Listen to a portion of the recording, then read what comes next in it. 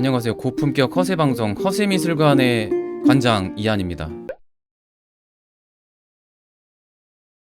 제가 NFT를 학습한 게 일주일밖에 안 돼요. NFT에 대해서 존재에 대해서 안 거는 작년이고, 관심 없다가 최근에 우리 유튜버 구독자님 중에 으쌰으쌰님 통해서 제가 요 세계에 대해서 좀 알게 되고 좀 관심 깊게 좀 판 거는 일주일밖에 안 됐어요. 그래서 NFT를 좀 작업하려고 아이패드도 샀는데 낙서를 하고 앉아있죠. 논 펀저블 토큰, 요거에 대한 이야기를 해보겠습니다. 바모스. 한 번쯤은 보셨을 수도 있어요. 크립토 펑크 라바랩스라는 원래 뉴욕 모바일 소프트웨어 회사라고 해요. 여기서 만든, 제가 알기로는 2017년인 걸 알고 있거든요. 처음에는 그 10,000개 중에 몇 개였더라? 9,000개를 일반인들한테 무료로 배포를 했대요. 실험 삼아서. 근데 이게 NFT 초창기다 보니까 이게 엄청난 희소 가치가 있는 거예요. 지금 가장 싼 게 3억 5천만 원 정도 하고, 우리나라 돈으로. 그다음에 제일 비싼 게 얼마 전에 나온 거죠. 146억 원. 옛날에 우리나라 싸이월드의 그 캐릭터 사람마다 이렇게 꾸몄잖아요. 아바타. 그것만도 못한 퀄리티잖아요. 픽셀 다 깨져 있고. 그런데도 이 초창기다 보니까 희소 가치가 있는 거죠. 회사 단위로 배포하는 형식이 인기가 되게 많거든요. 제가 처음에는 이게 하나의 예술의 거래로서 이렇게 이용하는 걸 NFT라고 하는 줄 알았는데, 그 소프트 회사에서 발행한 것 중 하나가 엄청난 값으로 팔리고 있다는 거죠. 요게 뭐 캐릭터가 외계인 있고 인간 중에 뭐 이렇게 종류가 있는데, 그 중에 요렇게 생긴 게 희귀해서 그 중에서도 높은 가치를 한다고 합니다. NFT의 아트, 저도 낯섭니다. 저도 베이비 단계예요. 잘 모르는 거를 그래도 체험을 해봤으니까 공유하는 시간을 가져보려고. 비플이라는 이 작가가 올해였죠. 이거 뉴스에 되게 많이 떴는데, 에브리데이 더 퍼스트 5,000데이, 요 작품이 현재는 NFT 최고가로 알고 있거든요. 785억 원, 엄청나죠? 이 작가가 매일매일 5,000일 동안 했던 작품들을 한 화면에다가 이거를 다 펼쳐놓은 거를 크리스티 경매라고 기억하거든요. 경매에 이제 올렸는데 이 가격에 팔린 거죠. 어떻게 보면 약간 도박, 약간 투기성으로 생각하는 분들 많으세요. 저도 그렇게 생각했고, 없지 않아 그런 게 또 있는데, 도박 비슷한 것도 있죠. 이제 대기업에서 다 달려들거든요. 그래서 어쩔 수 없이 메타버스 세상에서 대세가 될 거는 거의 기정사실인 것 같아요. 이게 싫고 좋고를 떠나서 알고 있어야 된다는 거죠. 이 21세기에 100세 시대 넘게 이제는 살 거잖아요. 우리 아직 청년입니다. 오랜 시간 살 건데 새로운 문물을 빨리 받아들이고 적응해야 이 21세기에 살 수가 있어요. 그러니까 우리가 이거를 좀 빨리 이제 받아들이고 해보자는 거죠. 하는데 밑절 본전은 아니에요. 돈 들어갑니다. 근데 작은 돈으로도 할 수가 있으니까 그거를 이제 이야기해 보려고 해요. 대표적인 사례가 BTS 하이브가 두나무와 이제 협업해서 NFT 사업 제휴를 하기로 했거든요. 응용할 수 있는 사례가 너무 많은 게 뭐냐면, 유명 뮤지션이나 아티스트들 팬덤이 있잖아요. BTS 같은 경우에도 이제 글로벌한 아티스트니까 희귀한 사진 하나의 가치를 되게 높게 사잖아요. 그걸 뭐 이렇게 뒷거래를 하기도 하고. 그러니까 이걸 아예 이제 오픈식으로 NFT 코드를 입력해 놓은 거죠. 그러니까 요거를 발행했을 때 진짜가 이제 증명이 되는 거예요. 디지털 방식으로. 이런 팬덤 문화와 되게 잘 어울리는 거죠. 게다가 요즘에는 루이비통 같은 명품 회사들도 NFT를 응용해서 많이 발전을 시키고 있거든요. 명품 같은 경우 짝퉁이 많다 보니까 그걸 쉽게 보증하는 그 방법이 없었는데, NFT 코드를 예를 들어서 이제 모바일로 찍으면 이 NFT 코드 번호가 진품이라는 게 증명이 되는 방식으로, 저는 그렇게 이제 봤던 것 같거든요. 명품 회사도 이제는 이제 많이 뛰어들 것이다. 여러 대기업, 나이키도 그렇고 마이크로소프트도 이제 메타버스 이제 만들고, 페이스북도 이제 아예 회사명이 바뀌죠. 메타로 시작되는 거. 지금 이미 광고를 하고 있죠. 이제 회사 이름이 바뀐다고. 이제 이런 세상입니다. 세상이 이렇게 빠르게 변해가니까 이거를 익숙하게 만들어야 돼요. 우리도. 미술관에서도 진품을 NFT 방식으로 코드화해서 지금 이제 시작하는 미술관이 생겼어요. 그렇게 해야 다 될 거예요. 모든 오프라인의 진품, 가치 있는 작품들을 NFT로 다 만들 겁니다. 앞으로도. 근데 현재는 뭐가 차이가 나냐면, 제가 알고 있기로는 NFT가 소유를 증명하는 거지, 오프라인에서의 저작권이랑은 달라요. 디지털 세상에서의 소유권이지 오프라인에서 예를 들어서 NFT 이거 진품을 가졌으니까 오프라인에서 이건 내 저작권이야. 누가 마음대로 쓰면 안 돼. 이게 아니에요. 오프라인은 별개입니다. 뭐만 갖느냐? 그냥 소유권만 갖는 거예요. 그래서 제가 이게 처음에는 어이가 없었죠. 이거 소유권 하나 갖는데 왜 몇십억에 사지? 미친 거 아닌가? 이렇게 생각했죠. 근데 이게 돈이 되니까 바보놀이에 다 뛰어드는 거예요. 중요한 룰로 잡아버리면 바보놀이 룰을 그 법에 따라야 되거든요. 저는 그렇게 봐요. 저는 다른 방송 갔을 때 뱅크시가 직접 불태웠다고 잘못 알았는데 그게 아니라 블록체인 기업 인젝티브 프로토콜이라는 이 회사가 이 작품을 샀나 봐요. 뱅크시의 작품을 경매에서 오론제라고 해서 멍청이라는 뜻이죠. 너희 바보 같은 놈들이 내 이 그림을 사는 걸 이해할 수 없다는 메시지예요. 자기 작품 포함해서 어이없는 이 작품들의 수십억의 거래가 되니까 이런 거를 약간 풍자한 이런 작품인데 요걸 사놓고 이걸 태워버린 퍼포먼스를 벌였습니다. 그래서 뭐라고 했냐면 그 관계자가 실물과 디지털 아트가 함께 존재했을 때 실물 가치가 높을 수밖에 없다. 뭐 이건 당연한 거죠. 예, 손으로 만질 수 있으니까 직접 물질적으로 있는 거니까. 근데 실물을 없애면 NFT 작품이 진품이 된다. 이런 개념을 이야기했습니다. 지금도 그래서 과연 이거를 왜 하는 거지 인간들이? 이런 의문이 남는데 일단은 NFT 너는 펀저블 토큰이라고 해서 대처 불가능한 토큰이란 뜻이에요. 암호화폐는 대처가 가능하죠. 코인끼리 주고받을 수 있으니까. 근데 NFT는 고유한 가치, 이 세상에 하나밖에 없는 것을 그 명세서로 만드는 거예요. 이건 진품이다. 딱 하나밖에 없다. 그거를 블록체인 기술로 이 데이터를 입력하는 겁니다. 그러니까 디지털 자산인 거죠. 이전에 작품성 있는 거라도 디지털 세계에서 카피가 가능했잖아요. 그러니까 다 짝퉁이란 말이에요. 근데 진품이란 거를 증명하는 거야. 모두가 알게끔. 그런 기술입니다. 근데 블록체인에 대해서 이따가 말씀드리는데 그래서 이거 가상화폐에 대한 개념을 이제 알아야 되는데 금융 위기 이후에 그 은행에 대한 불신도 있었고 화폐를 무한 반복 이렇게 발행하다 보니까 화폐의 가치도 떨어지고 기존 중앙은행이 발행한 화폐의 문제점이 계속 드러나는 거예요. 중앙 시스템에 모든 걸 이제 맡기거든요. 물론 보통은 안전한데 은행이 해킹 당하지 않을 거라는 보장을 아무도 할 수 없죠. 그 다음에 파산 위험도 있고 정보 유출 위험도 있고 이게 왜 그러냐면 중앙 서버에서 다 관리를 하기 때문이죠. 이 은행에서 모든 사람들의 정보가 다 중심으로 모여드니까 이 중앙이 문제가 생기면 문제가 생기는 거죠. 그래서 생겨난 개념이 바로 이 비트코인 초기 암호화폐인데 기존 거래 화폐의 이제 문제점에서 대안으로 나왔던 거 처음에 논문으로 나왔던 걸 알고 있는데 요 나카모토 사토시인데 이게 일본 사람인가? 아무튼 가명이니까 모르겠는데 이분의 아이디어에서 출발한 요 화폐라고 합니다. 가상화폐 특징이 탈중앙정부 탈중앙은행이에요. 중앙은행 하나에 다 모든 정보가 들어오잖아요. 근데 중앙이 뚫려버리면 다 이제 문제가 생긴다고 그랬는데 그래서 블록체인 기술을 이용하는 겁니다. 그 블록이라는 거는 쉽게 말하면 명세서예요. 모든 거래 정보 기록 장부 데이터를 블록이라고 합니다. 이 블록을 엄청나게 많이 만들어놔요. 이 블록들을 체인으로 묶어서 관리하는 게 블록체인 기술이에요. 혹시나 요 하나의 블록에 문제가 생기더라도 문제가 안 되는 게 동시에 다른 블록에 다 기록이 돼 있기 때문에 이거를 함부로 위조 변조를 할 수가 없어요. 어떤 누구도 임의로 수정할 수 없고 임의로 변경을 할 수 없는 거죠. 이런 게 이제 블록체인이라는 기술인데 이렇게 많은 서버 데이터가 양이 되게 많겠죠. 그래서 문제가 되는 게 너무 많은 전기가 발생하는 거예요. 환경 파괴 주범이라고도 많이 들은 것 같아요. 탄소 엄청나게 배출한다 이 기술 때문에.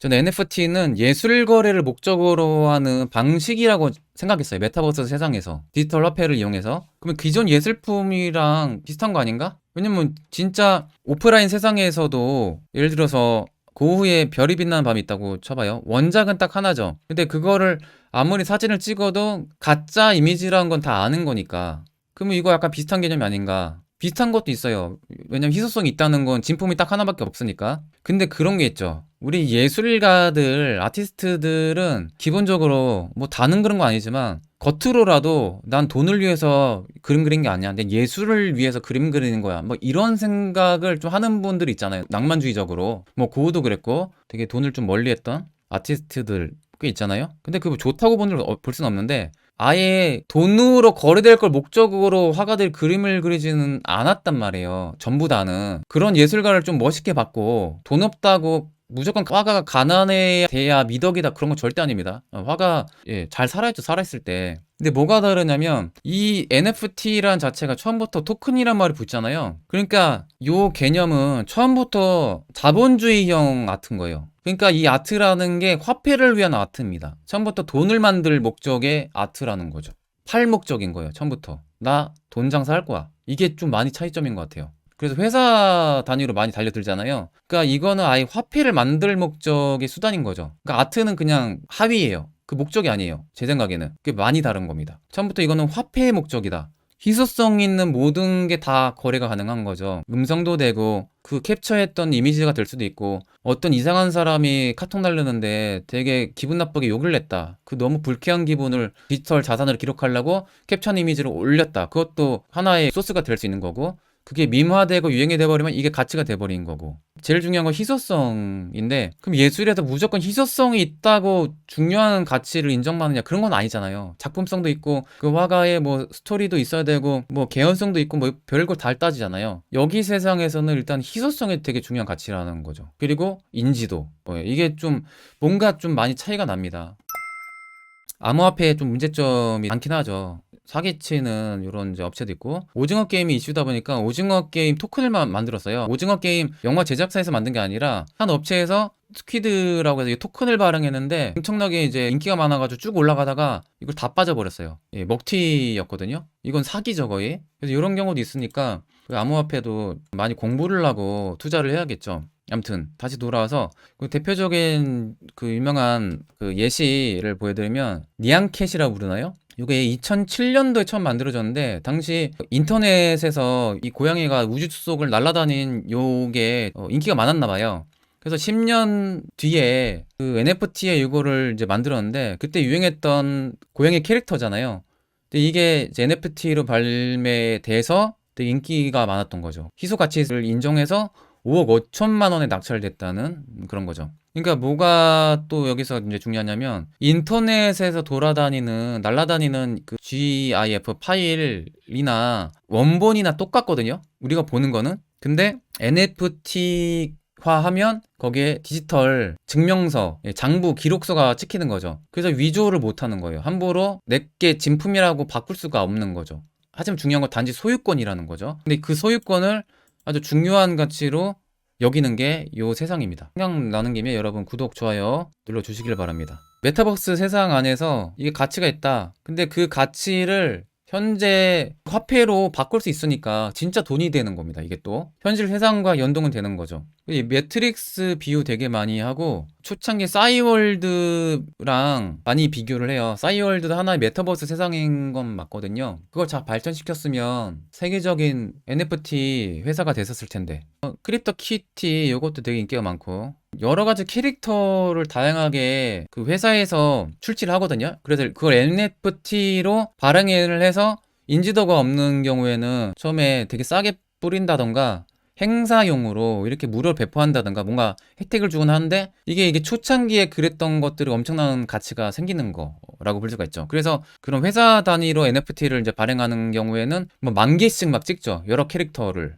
그 중에 희소성 있는 게 가장 높은 값으로 거래가 되는 거죠. NBA도 이 사업에 뛰어들었거든요. NBA 주요 스타들의 하이라이트 영상을 NFT화한 게 이제 수십억에 거래가 되는 거죠. 그냥 영상 다운받아서 보면 될 걸 왜 굳이 이거를 사지 생각할 수도 있으나 소유권을 거래하기 때문에 소유권이 즉 돈이 되니까 이거를 가치 있게 여기는 거죠. 이게 하나의 인간의 소유하는 방식, 소유욕의 진화라고 저는 생각이 들더라고요. 현대미술도 바보놀이가 있었잖아요. 그 바보놀이의 시초가 저는 그 프랑스 출신의 뉴요커 마르셀 듀상의 세메에서 출발됐다고 봐요. 달랑 소변기 가지고 제목 세미라 붙이고 가명 리차드 무트 써가지고 가치를 부풀렸죠. 무명의 작가로 속인 다음에 잡지도 자기가 많은 잡지에다가 자기 지인들, 지식인들 동원해서 그 반박문 쓰게 하면서 논란을 키웠단 말이에요. 그 결국에 이게 듀상의 자작극이라는 게 밝혀지면서 그 소변기가 세계에서 가장 비싼 소변기가 된 거죠. 소변기는 누구나 다 가질 수 있는 거죠. 모트 회사에서 처음에 만든 거를 듀상이 샀거든요. 근데 그게 중요한 게 아니죠. 주상이 만든 퍼포먼스란 거, 그 스토리가 있으니까 그걸 가치 있게 여기는 거죠. 그래서 주상 같은 경우에는 7개인가 6개인가 레플리카를 만들었죠. 원작이 없어졌거든요. 근데 원작이 중요하지 않는 게 그 개념은 남았죠. 사진으로 그 친구가 찍어준 사진이 유일한 진품 사진인데 없어져도 상관없어요. 왜냐면 병기는 공산품이니까 무한 반복으로 찍을 수 있으니까. 새로운 병기를 사서 원하는 컬렉터가 많아지다 보니까 단지 리차드 무트 사인하고 연도만 쓰고 그거를 팔았습니다. 7개인가? 그래서 전 세계에 레플리카 복사본이 여러 개 있거든요. 근데 그 개념이 살아서 하나의 진품으로 인정받는 거죠. 단지 쥐상에 사인이 있다는 이유로. 쥐상이 했다는 게 중요한 겁니다. 그러니까 스토리를 만든 거예요. 스토리를 만들면 소변기가 아니라 엄청난 가치라는 진짜 그 말대로 황금이 되는 거예요. 뱅크시 같은 경우도 유명 아티스트다 보니까 낙서하면 그게 황금이 되는 거죠. 벽이 황금이 되는 겁니다. 퍼포먼스를 지금도 하고 있는데 근데 이거를 이제 디지털 세상에서 한다는 느낌이 드는 거예요. 픽셀 몇 가지 컴퓨터로 그린 걸 가지고 이게 수십억의 경매에 낙찰되고 이걸 판다는 게 처음에는 이해가 안 갔거든요. 주상 이후에 나타나는 여러 퍼포먼스 예술가들, 그 다음에 점 하나 찍는 예술도 수십억의 거래가 되고 막 물감 직접 뿌리고 누드쇼하고 그런 것도 엄청난 가치를 인정받는 게 미술계잖아요. 지금까지 현대 미술도 그런 공식으로 이어졌고, 그다음 미술 시장 키우기 위해서 자본가의 보이지 않는 손이 작동을 했고 정부도 작동한 경우도 있었고 그런 건 비슷해요. 그래서 충분히 NFT 시장도 스토리를 만들고 자본의 힘으로 유행을 시키고 홍보를 엄청나게 하면 이게 자산이 되는 거죠. 이게 황금이 되는 겁니다. 그러니까 사람들은 이제 이슈가 되면 그거를 또 따라하게 되니까 그러면서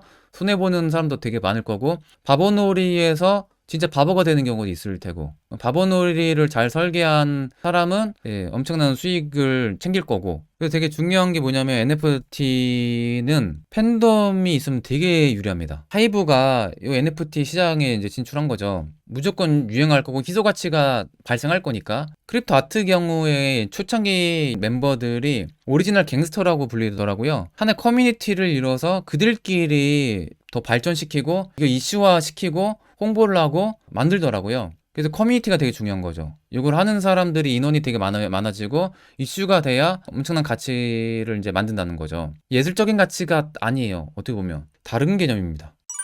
오픈시라는 사이트가 제일 메인인 것 같은데 이더리움이라는 화폐를 주로 다루니까 그걸 사야 돼요. 그거를 이제 사기 위해서 그 업비트라는 거래소를 이용하고 따로 K 통장을 만들어야 되거든요.